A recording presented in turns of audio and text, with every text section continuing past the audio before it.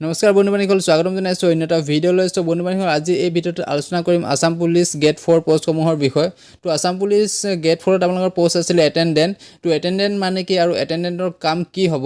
তাৰপিছত আছিলে আপোনালোকৰ গ্ৰাছ কাটাৰ মানে কি, গ্ৰাছ কাটাৰ আপোনালোকৰ কাম কি হ'ব? তাৰপিছত আছিল স্কাই পোষ্টৰ আপোনালোকৰ কাম কি হ'ব? পিয়নৰ কাম কি হ'ব? তো এই সকলো পোষ্টৰ বিষয়ে আজি আলোচনা কৰিম এই ভিডিঅ'টোত। তো আপোনালোকৰ সকলো পোষ্টসমূহৰ বিষয়ে সবিশেষ তথ্য জনাই দিম। চ' ভিডিঅ'টো আপোনালোকে চাই থাকিব। তো এক নম্বৰতে হৈছে গ্ৰাছ কাটাৰ। তো গ্ৰাছ কাটাৰ মানেনো কি? তো গ্ৰাছ কাটাৰ মানে কি আপোনালোকে হয়তো নিশ্চয় জানে। গ্ৰাছ কাটাৰ মানে হৈছে ঘাঁহ বন কাটা, চাফ চিকুণ কৰা, তাকেই আপোনালোকৰ গ্ৰাছ কাটাৰ বুলি কোৱা হয়। তো ইয়াৰ আপোনালোকৰ কাম কি হ'ব? তো আপোনালোকৰ অসম পুলিচত যিবোৰ আপোনালোকৰ ইণ্টাৰভিউ ফিল্ড থাকে, সেই ফিল্ডবোৰ আপোনালোকৰ বহুত দিন ধৰি তাত ইণ্টাৰভিউ নাপাতিলে ওখ বন হৈ যায়। তো ইণ্টাৰভিউ আগত সেইবোৰ আপোনালোকে চাফ চিকুণ কৰিব লাগিব, ঘাঁহ বনবিলাক কাটিব লাগিব। আৰু আপোনালোকৰ যিবোৰ ট্ৰেইনিং চেণ্টাৰ থাকে, যিবোৰ আছাম পুলিচৰ ট্ৰেইনিং ফিল্ড থাকে, সেই ফিল্ডবোৰতো আপোনালোকৰ দেখা যায় সময় সাপেক্ষে যে তাতো আপোনালোকৰ ওখ ঘাঁহ বন জংঘলৰ নিচিনা হৈ যায়। তো সেইবোৰ আপোনালোকে চাফ চিকুণ কৰিব লাগিব, ঘাঁহ বন কাটিব লাগিব। আৰু আপোনালোকৰ পুলিচ ষ্টেচনৰ আপোনালোকৰ চাৰিওপাশে যি আপোনালোকৰ ঘাঁহ বন জংঘল হয় সেইবোৰ আপোনালোকে চাফ কৰিব লাগিব। তো গ্ৰাছ কাটাৰৰ কাম হৈছে সিমানেই, আপোনালোকৰ ঘাঁহ বনবিলাক কাটা, জংঘল চাফা কৰা, সিমানেই কাম হ'ব আপোনালোকৰ গ্ৰাছ কাটাৰ। তো ইণ্টাৰভিউত আপোনালোকৰ গ্ৰাছ কাটাৰ ওপৰত কুৱেশ্যন কৰিব পাৰে যে গ্ৰাছ কাটাৰ সময়ত আপোনালোকৰ কি সঁজুলি ব্যৱহাৰ কৰা হয়, কেনেকৈ ব্যৱহাৰ কৰা হয়, আৰু আপোনালোকৰ সঁজুলিবিলাকৰ নাম সুধিব পাৰে। তো সেইবোৰ আপোনালোকে ভালকৈ চাই যাব। তো নেক্সট 2 নম্বৰতে হৈছে পিয়ন। তো পিয়ন মানে কি আপোনালোকে নিশ্চয় জানে পিয়নৰ কাম কি হয়। তো যিবিলাক আপোনালোকৰ অফিচত পিয়নৰ কাম থাকে, আপোনালোকৰ ধৰি লওক আপোনালোকৰ ফাইলবিলাক অনা নিয়া কৰা, ইটো ৰুমৰ পৰা সিটো ৰুমত নিয়া, ইটো অফিচৰ পৰা সিটো অফিচলৈ ফাইলবিলাক অনা নিয়া কৰা। আৰু তাৰ উপৰি আপোনালোকৰ ডাঙৰ অফিচাৰবিলাকৰ ৰুমবিলাক আপোনালোকৰ ধুনীয়াকৈ চাফ চিকুণ কৰি ৰখা, ধুনীয়াকৈ পৰিপাতি কৰি ৰখা। তো সেই পিয়নৰ কাম সেইবোৰেই হয়।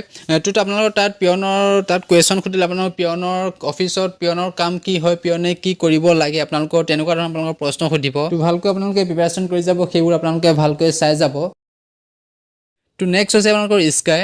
তো স্কাই মানেনো কি? তো স্কাই মানে হৈছে আপোনালোকৰ ঘোঁৰা ৰখীয়া, ঘোঁৰাক আপোনালোকৰ চোৱা চিতা কৰা, তাকে স্কাই বুলি কোৱা হয়। অসম পুলিচৰ পেৰেডৰ সময়ত আপোনালোকে ঘোঁৰা অনা দেখিবলৈ পোৱা যায়, ঘোঁৰা দেখা পোৱা যায়। তো সেই ঘোঁৰাসমূহক আপোনালোকে ভাল কৰি আপোনালোকে চোৱা চিতা কৰিব লাগিব, আৰু ঘোঁৰা সময়মতে আপোনালোকৰ খাদ্য যোগান ধৰিব লাগিব। তো স্কাই পোষ্টত আপোনালোকৰ ঘোঁৰা ৰখীয়া, ঘোঁৰাক চোৱা চিতা কৰা, সময়ে খাদ্য যোগান ধৰা, আপোনালোকৰ স্কাই পোষ্টত আপোনালোকৰ সেইটোৱে কাম হ'ব। তো তাৰ উপৰি আপোনালোকক কুৱেশ্যন কৰিব, ঘোঁৰা খোৱা খাদ্যসমূহৰ নাম এনেকৈ সুধিব পাৰে। তো সেইবোৰ আপোনালোকে ভালকৈ প্ৰিপাৰেশ্যন কৰি যাব, ভালকৈ আপোনালোকে চাই যাব।